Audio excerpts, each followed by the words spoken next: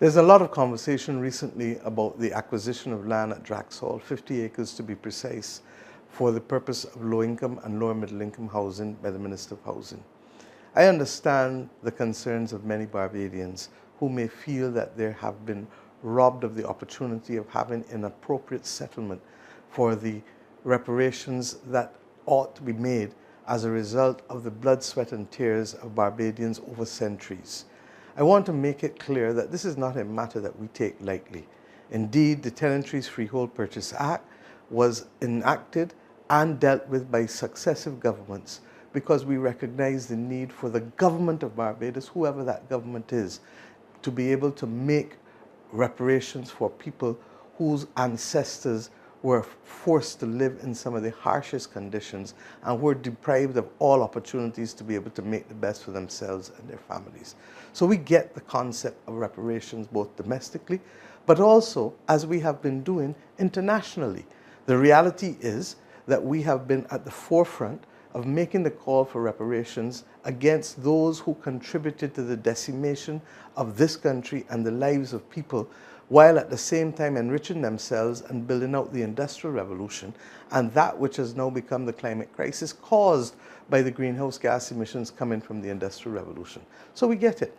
But at the same time, I need to remind us, Barbados is a country that is governed by the rule of law.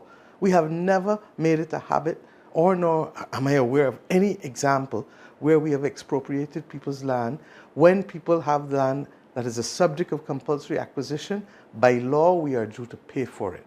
At the same time, that does not preclude us from going aggressively to be able to pursue both through our advocacy and, as we are seeking to do in recent times, through the preparation of what are our legal options with respect to being able to take action not only against the owners of Drax Plantation, but also against all others who have contributed to the condition of this country being regrettably one of the worst examples of modern racism in the Americas.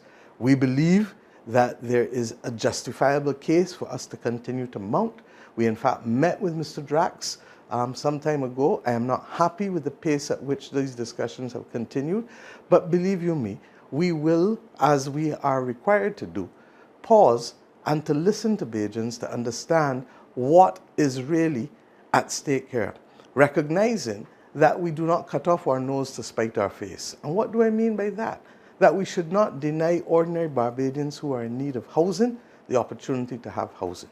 But at the same time, that we pursue with greater alacrity the issue of reparations with respect to Mr. Drax and with respect to any others with whom there is a case and a chain of custody that we can justify. Draxhall is one of those few ones that we can actually trace the chain of custody back to the 17th century. And to that extent, the government has expressed itself as wanting to be able to find a settlement that would be just for the people of St. George and the people of Barbados.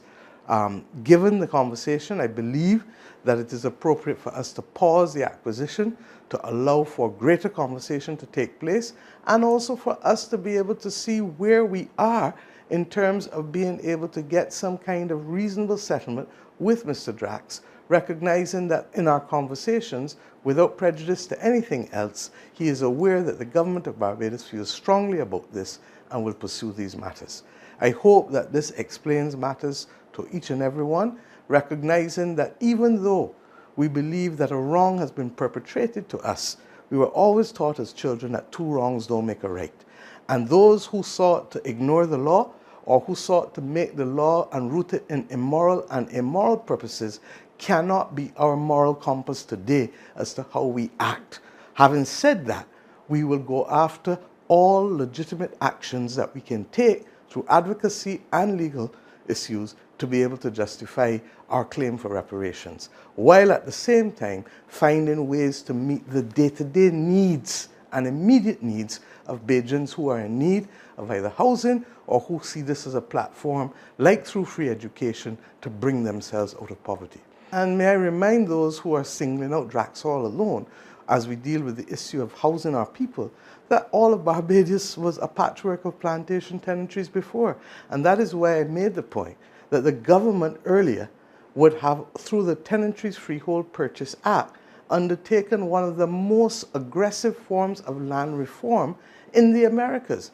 40 years ago, under Prime Minister Tom Adams, we agreed that Barbadians who lived on tenantries, like the same Draxall tenantry, where their houses had been there for more than 5 years in the same family, that they should be able to purchase that land at the equivalent of 10 Barbados cents a square foot or 5 US cents a square foot. And what does this really mean? That even today, 40 years later, that Bajans who live on plantation tenantries will benefit from the subsidy that was required by law to be provided by the plantation owner with respect to the land on which they are living, such that those people could move immediately from having to deal with the improvement of their houses instead of having first to find large sums of money to purchase the land on which the house was sited.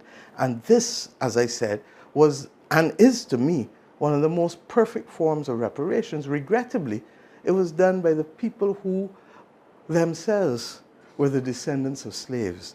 And the fact that it has not yet been matched by those who perpetrated the act of slavery, in spite of the compensation that they received from the British government, £20 million in hard cash and another £27 million with respect to the forced labor of people between 1834 and 1838 in the apprenticeship system, is a matter of grave regret for us. If there are those who want to have this conversation fully, so do we. But let us also agree, as I said earlier, that two wrongs do not make a right. And that which was done in earnest to perpetrate and to perpetuate, rather, the profits of a previous generation cannot now be the inclination for us to expropriate land in breach of the Constitution of Barbados. So we will do what we have to do, but always recognizing that as a country governed by the rule of law, that people have their rights safe in this country and can be justified in feeling confidence that they're dealing with a serious country who does not act arbitrarily and capriciously.